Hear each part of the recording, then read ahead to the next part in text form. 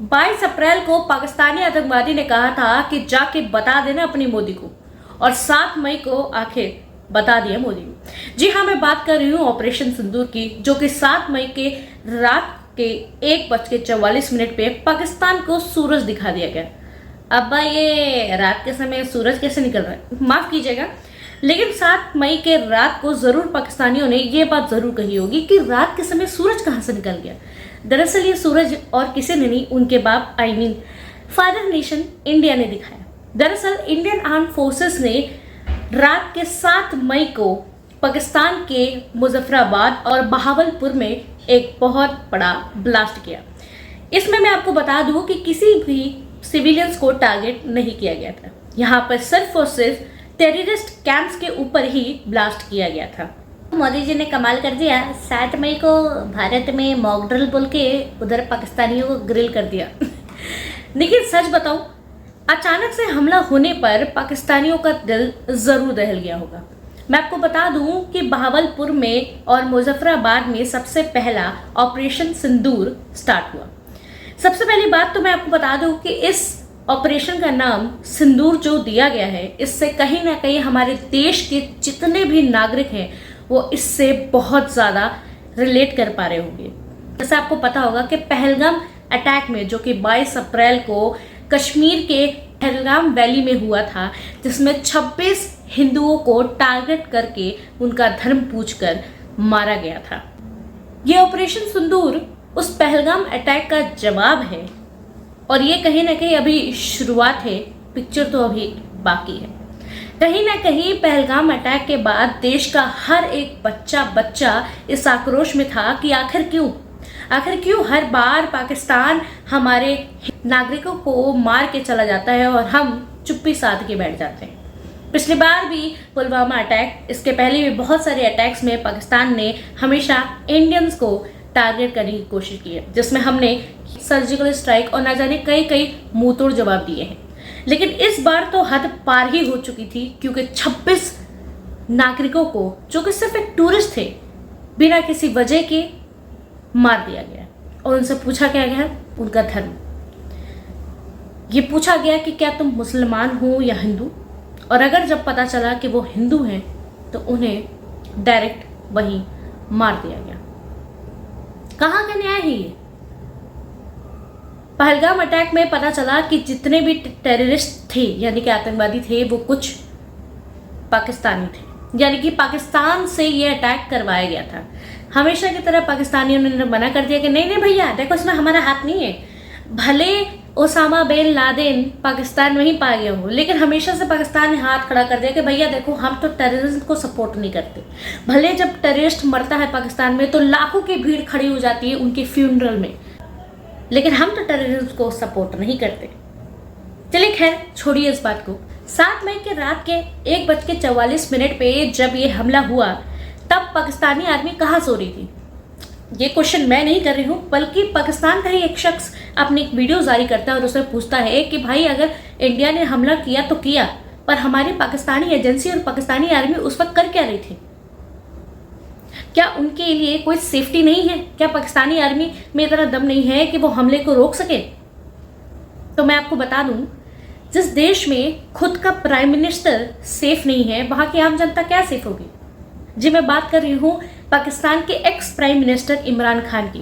जी हाँ, इमरान खान फिलहाल जेल में, जहां पर वो जेल की सजा काट रहे हैं, क्योंकि वहां की आर्मी, यानी कि पाकिस्तानी आर्मी ने इमरान खान को जेल में डाल दिया था। क्यों? क्योंकि भैया इमरान खान ने थोड़ी सी बुराई कर दी थी आर्मी की, तो पाकिस्तानी आर्मी को बुरा लग गया, ईगो हर्ट हो गया उनका और उन्होंने जेल में डाल दिया उनको। लेकिन भैया, जेल में भी इमरान खान, यानी कि ex prime minister of Pakistan, भी सुरक्षित नहीं है। अभी कुछ दिन पहले ही न्यूज में खबर आई कि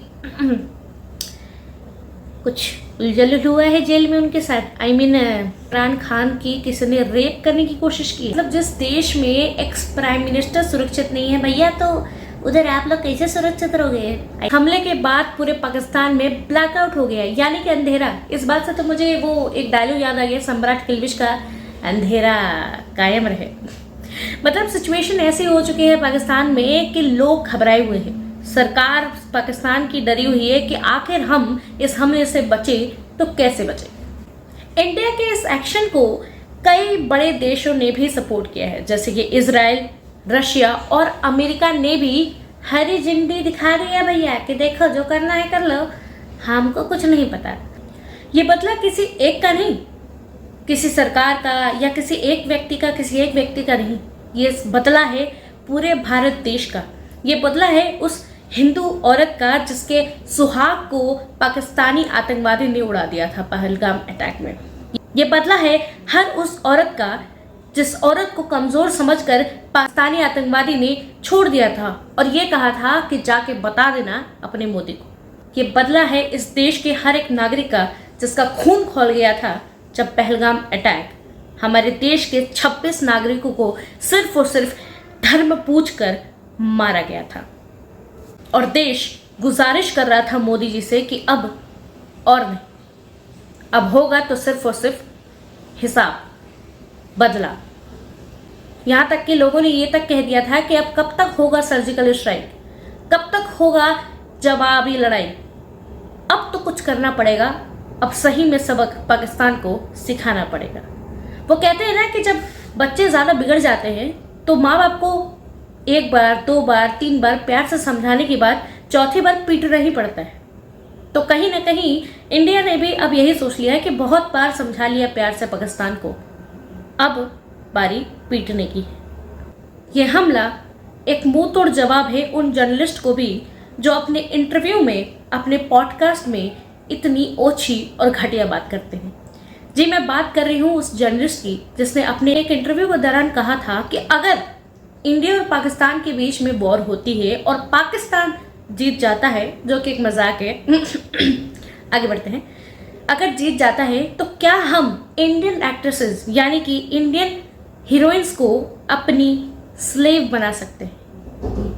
मतलब जिस देश में औरतों को सिर्फ और सिर्फ एक टूल, सिर्फ और सिर्फ एक इस्तेमाल करने की वस्तु को समझा जाता है, उस देश से आप क्या एक्सपेक्ट कर सकते हैं?